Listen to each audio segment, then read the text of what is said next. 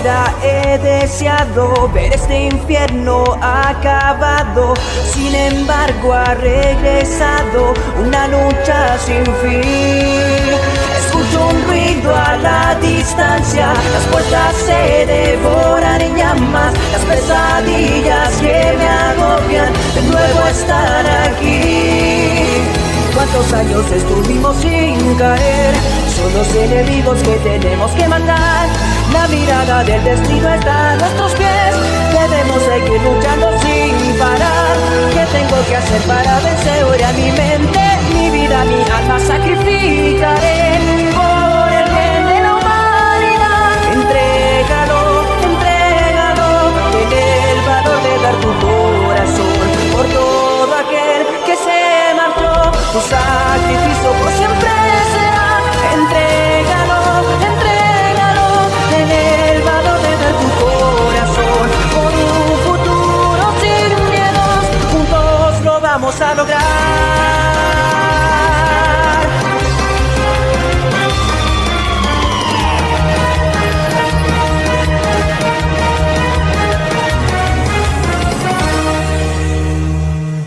El humo y los escombros llenaban el aire mientras Diego y Vanessa luchaban por abrirse paso a través de la devastación que había quedado de su base de operaciones. El lugar que habían llamado hogar durante tantos años yacía en ruinas, como un recordatorio cruel de que habían perdido algo más que una estructura física. De repente, una figura emergió de las sombras, moviéndose con una agilidad impresionante. Era Perón, quien había sido uno de los suyos, pero ahora estaba irreconocible. Sus ojos reflejaban una frialdad y crueldad que Diego nunca había visto antes. Vanessa levantó su hoja oculta, preparada para defenderse, pero antes de que pudiera reaccionar, Perón lanzó un golpe que la hizo caer al suelo, inconsciente. Diego rugió de rabia y se lanzó hacia Perón, pero era demasiado tarde. Un disparo atravesó el hombro de Diego, haciendo tambalearse y caer al suelo. Mientras se arrastraba por el suelo, el mundo parecía girar a su alrededor. Vio a Perón acercándose lentamente, con una sonrisa maliciosa en el rostro. ¿Por qué, Perón? ¿Por qué traicionar a tu propia hermandad? Balbuceó Diego, luchando por mantenerse consciente. Perón se inclinó sobre él, su voz llena de burla. La hermandad es un ideal anticuado, Diego. Los templarios tienen un plan mucho más grande, y yo formo parte de él. Ha llegado el momento de que el mundo cambie, y no hay lugar para los assassins en él. Diego intentó reunir sus últimas fuerzas para resistir, pero Perón apretó el gatillo de nuevo. Todo se volvió negro. Cuando Diego recobró la conciencia, estaba en un lugar desconocido. A su lado, otros assassins lo miraban con preocupación. Uno de ellos habló. Te encontramos entre los escombros, hermano. Vanessa, no pudimos encontrarla. Parece que Perón se la llevó. Diego sintió un nudo en el estómago. Había perdido a Vanessa, y su hermandad estaba en ruinas. Pero eso solo avivó la llama de su determinación. Juró venganza contra Perón y los templarios, sin importar el costo. Diego se encontraba en una misión que lo llevaría a lo más profundo de la Unión Soviética. Su objetivo: obtener información sobre un influyente jefe templario que se había ocultado en el corazón de este vasto territorio. Había embarcado en un largo viaje en barco desde Argentina hasta las costas rusas, un trayecto que lo había llevado semanas, atravesando aguas turbulentas y cielos impredecibles. El viaje en sí ya había sido una prueba de paciencia y resistencia. Compartir camarote con otros miembros de la hermandad, algunos de los cuales roncaban como si fueran motosierras, había sido una experiencia agotadora. Pero eso era solo el comienzo de su desafío. El barco finalmente atracó en un puerto ruso remoto y Diego se embarcó en la siguiente etapa de su misión. Con su ropa de camuflaje y su hoja oculta cuidadosamente oculta bajo las capas de su abrigo, se mezcló con la multitud local y comenzó su búsqueda de pistas sobre el paradero del templario.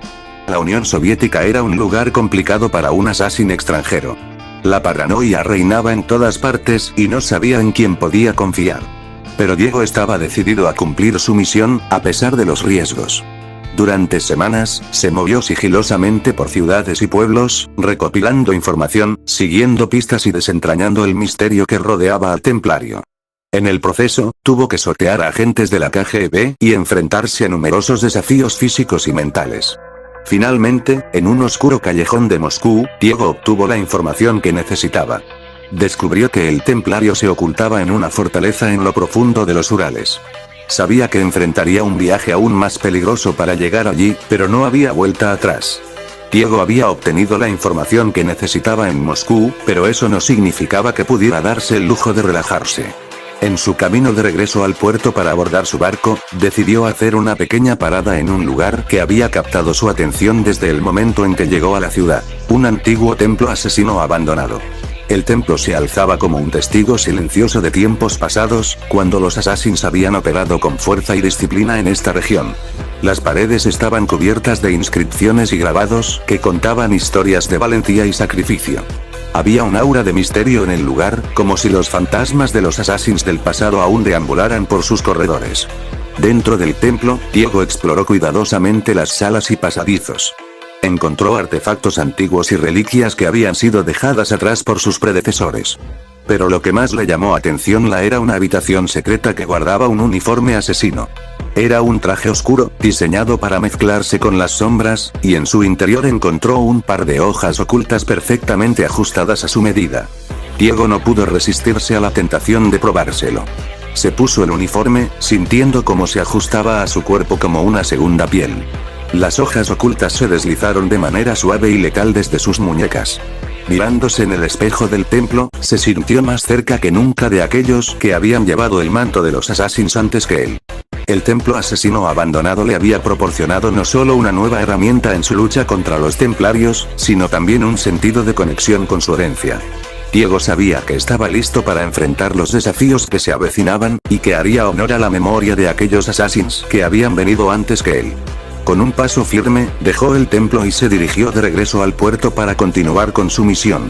Diego se movía con sigilo por las sombras, sus sentidos alerta a cualquier sonido que pudiera delatar su presencia. Había logrado infiltrarse en una zona restringida en plena Unión Soviética, donde la presencia de la policía era constante. Sabía que tenía que tener cuidado si quería salir ileso de esta situación. El ruido de unas botas pesadas se acercaba rápidamente. Diego buscó refugio en un montón de heno apilado en un rincón oscuro del callejón. Se ocultó entre la paja, con el corazón latiendo con fuerza en el pecho.